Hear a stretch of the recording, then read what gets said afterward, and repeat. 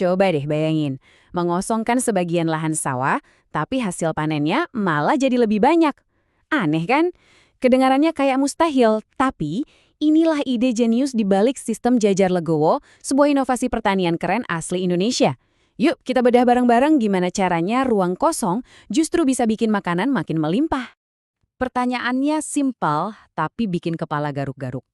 Gimana ceritanya menanam lebih sedikit, hasilnya malah lebih banyak?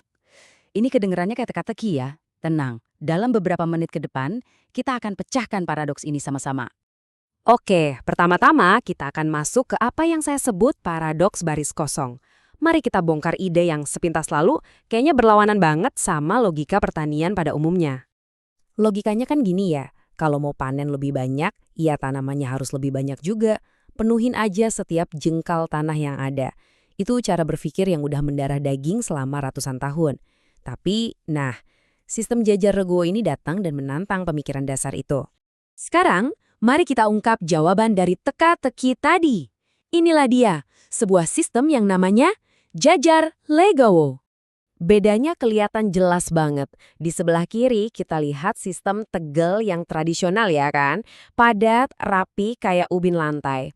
Nah di kanan itu jajar legowo yang sengaja disbanget-banget menciptakan lorong kosong di antara barisan tanamannya. Namanya sendiri itu udah ngejelasin semuanya loh. Ini dari bahasa Jawa. Lego itu artinya luas dan dowo itu panjang.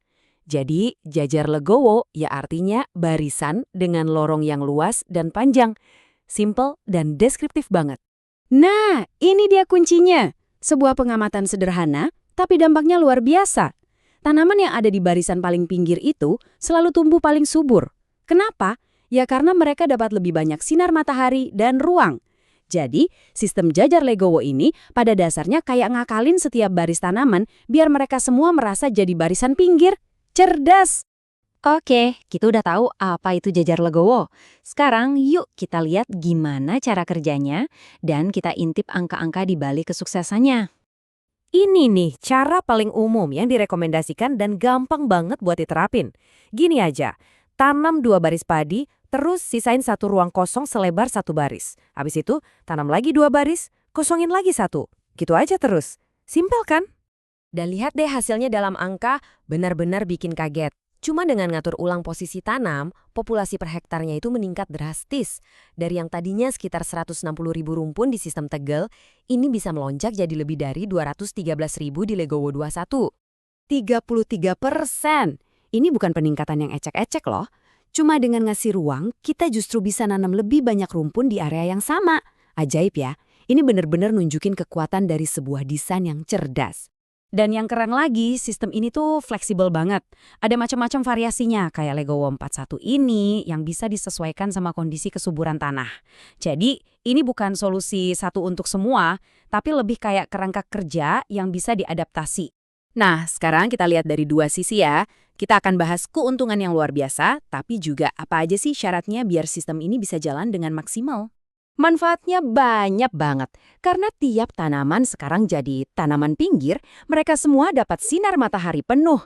Sirkulasi udaranya juga jadi lebih bagus, jadi bisa mengurangi penyakit. Lorong kosongnya, wah itu bikin petani gampang banget buat mupuk dan nyabutin rumput liar. Bahkan, lorong ini juga bantu ngendaliin hama kayak tikus. Lengkap.